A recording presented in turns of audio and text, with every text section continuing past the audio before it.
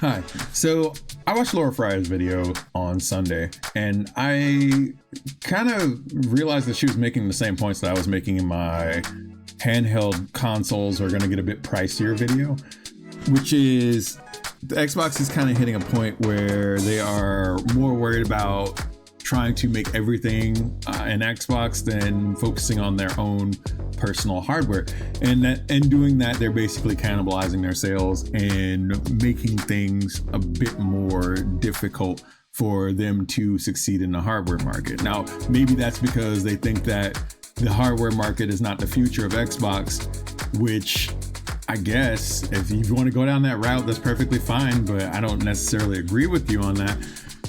But now people are going after Laura Fryer over this, which I find odd because without Laura Fryer, you probably wouldn't have a lot of the things that made Xbox Xbox. Just to clarify, Laura Fryer on the 18th of 2012 was announced to be the general manager of the Seattle division of Epic Games to oversee work on the fourth version of the Unreal Engine. Previously, on the 12th of February 2009, she had been appointed general manager of the Seattle studios of Warner Brothers Interactive Entertainment. There she oversaw the company's internal development studios based in Seattle. Before that, she was an executive producer of Microsoft Game Studios. Fryer was responsible for shipping games for the Xbox and Windows platforms.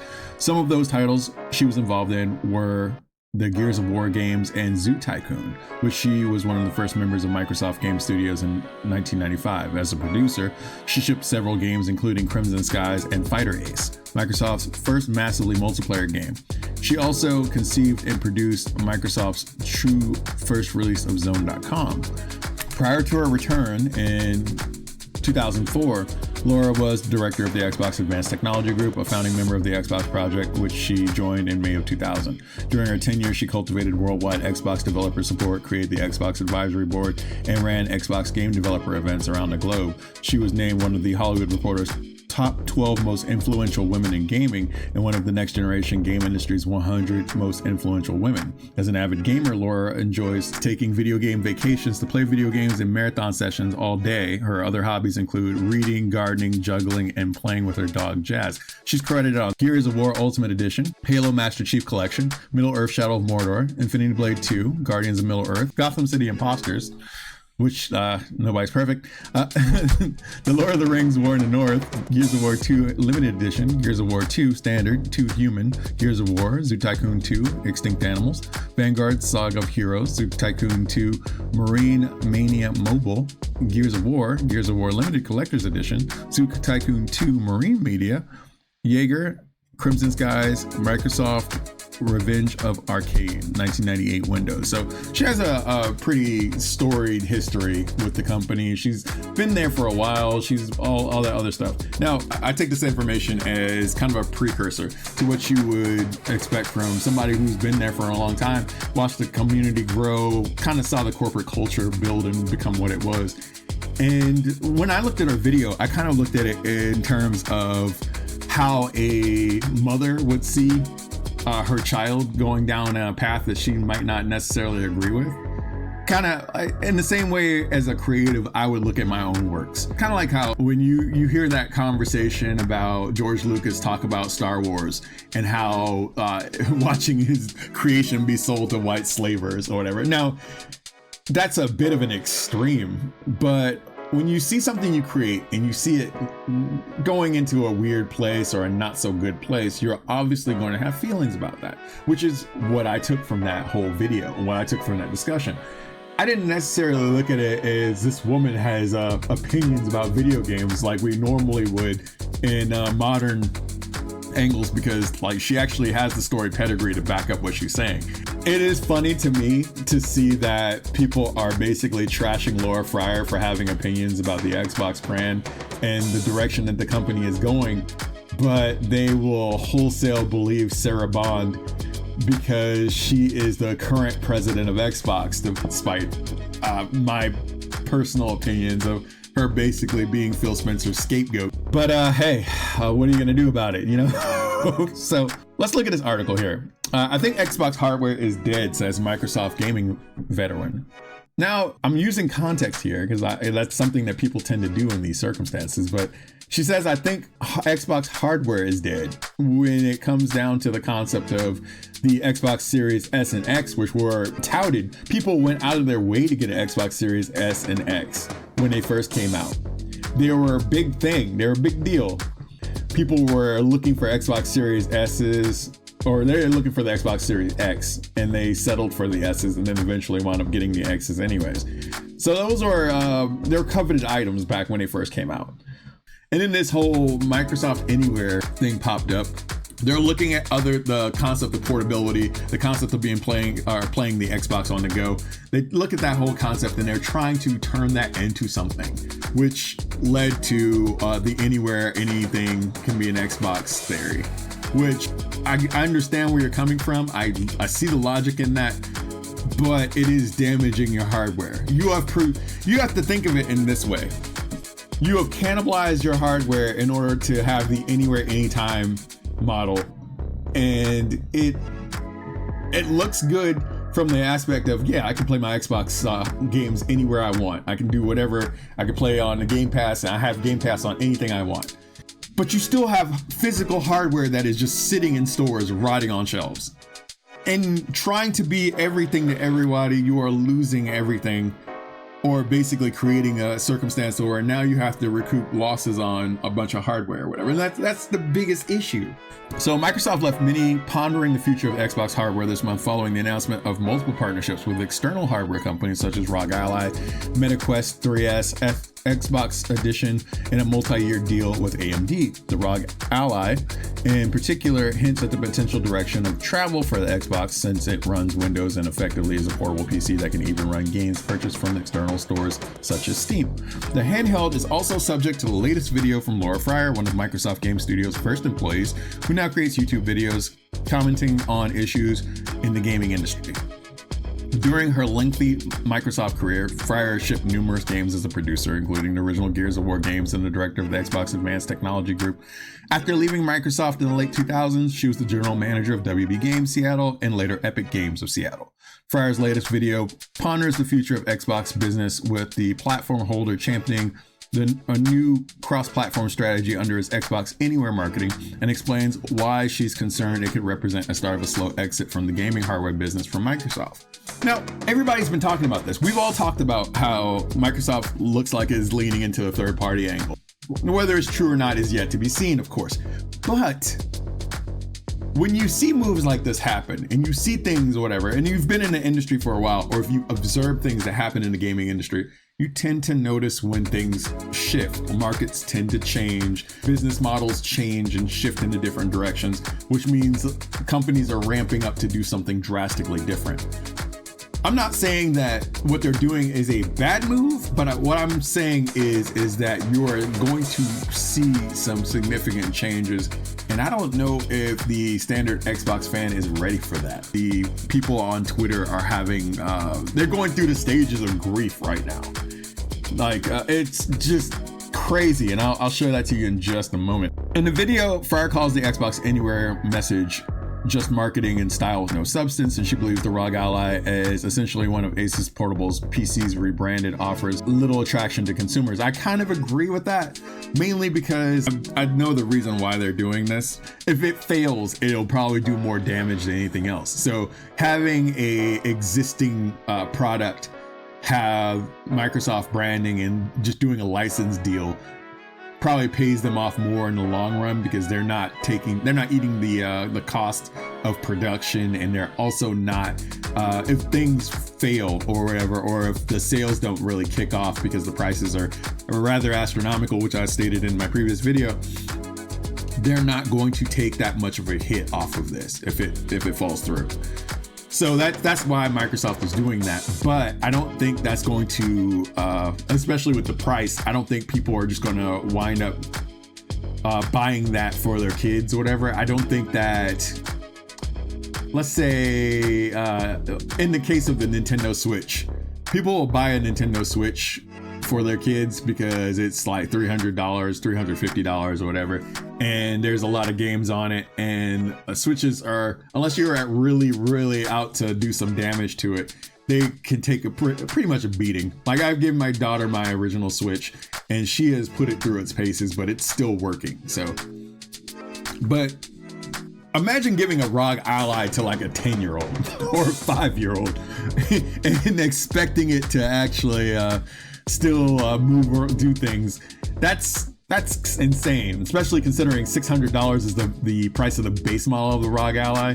The higher end ones go up to $1,000. That is insane. I don't think that's a great idea. I don't think that's going to get as many people on it unless the enthusiasts come out and they come out in droves and get those. Anybody that's probably going to get the ROG Ally is going to most likely be an enthusiast. It's kind of like I said with the Neo Geo. The hardware enthusiasts will go get the bleeding edge tech stuff first. They'll be the early adopters of things or whatever. They'll grab that as soon as possible.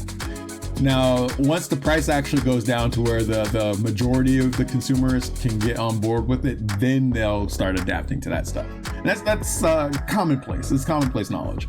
So I'm sad because from my perspective, it looks like the Xbox has no desire or literally can't ship hardware anymore. So this ROG Ally partnership is about a slow exit from the hardware business completely. To continue personally, I think the Xbox hardware is dead. The plan appears to be just to drive everybody to Game Pass, and let's be clear, it has a lot of value. I'm thinking that it might be why they decided to charge $80 for Outer Worlds 2. And that's the thing, maybe it will work. Now, they did come out, I think Obsidian did come out and say that they're not in charge of the pricing for games. They actually legitimately said that the Xbox is responsible for the $80 pricing of games. So if they're doing that as a move to be on Game Pass only and to push Game Pass to as many people as possible, then it doesn't sound like a far-fetched notion. But again, this is what I was talking about previously, that you cannot put all of your eggs in one basket. If the streaming services or the need for streaming services actually tank in the next couple of years, then they're in trouble. They're in deep, deep trouble. But that's my point. Instead of focusing on first party offerings, instead of focusing on trying to extend the life of the hardware, show that there's enough value in the hardware to purchase it, you're only trying to put the emphasis on the streaming aspect of it, and streaming is not a viable option. It was in 2020 when we were still locked in our own homes. It is not viable now. And I think the last couple of years, you saw like year-to-year decreases in the use of streaming services. People are using Pluto and Tubi more than they're using Netflix and Amazon Prime. But that's mainly because a lot of the things that they enjoy are on there, and they don't have to worry about paying for it, the service. You don't have to have 5 or 6 like streaming services in order to just be entertained. And don't even talk about original programming, because a lot of that stuff is just not it either.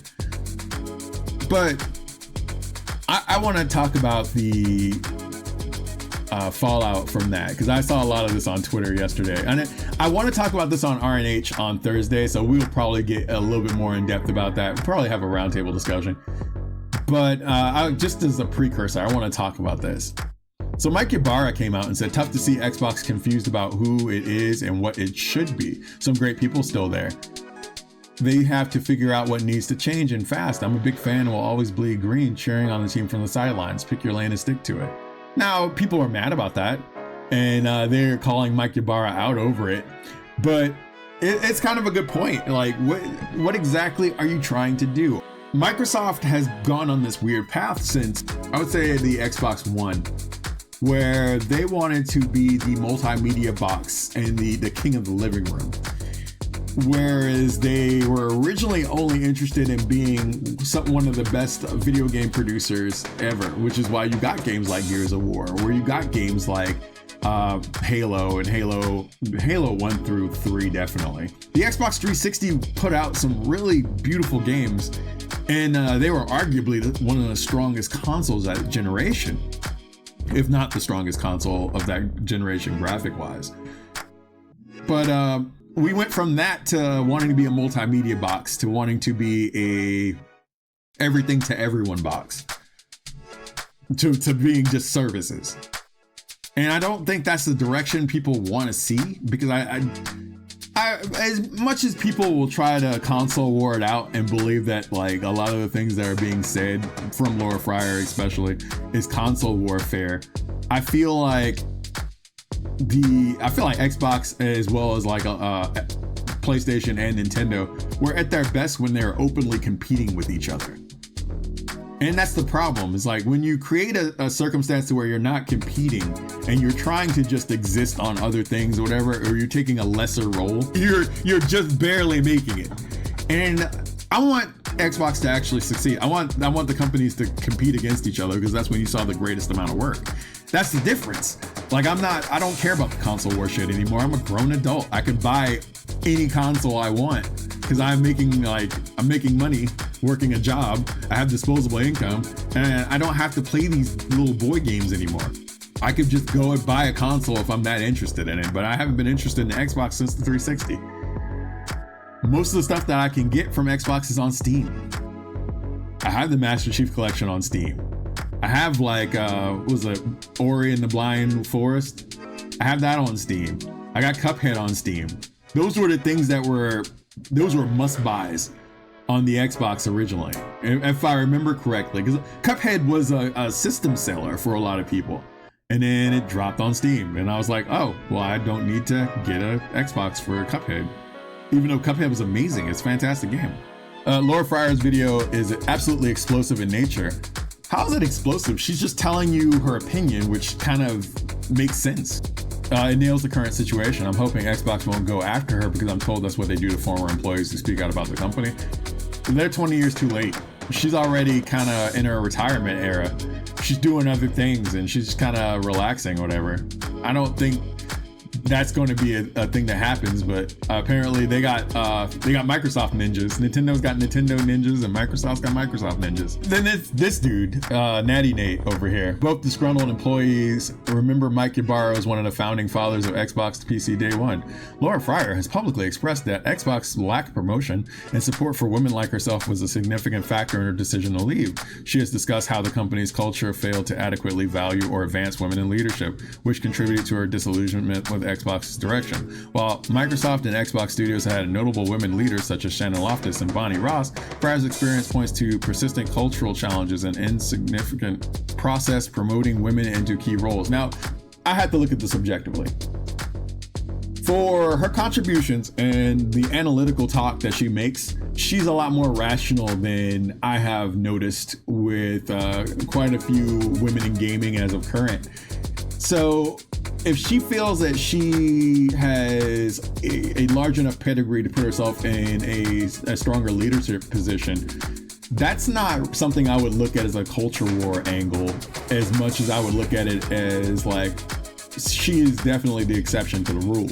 So if she's the exception to the rule, then why not put her in a higher leadership position? And if she finds that she is not being adequately utilized in that company, it's good for her to pivot away, which she did. She wound up working at WB Games, and she wound up working for Epic, and found great success there. I don't see that as a problem. And if you're trying to use this as a culture war thing to discredit her opinion, I think you're barking up the wrong tree on that.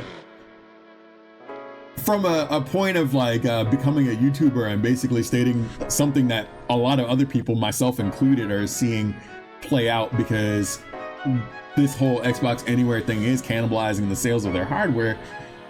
It's kind of tough. It's kind of tough for me to look at this in any other way other than like, okay, she's saying some things that make too much sense. Let's ruin her credibility by claiming her to be a culture war icon or a culture war warrior or something like that.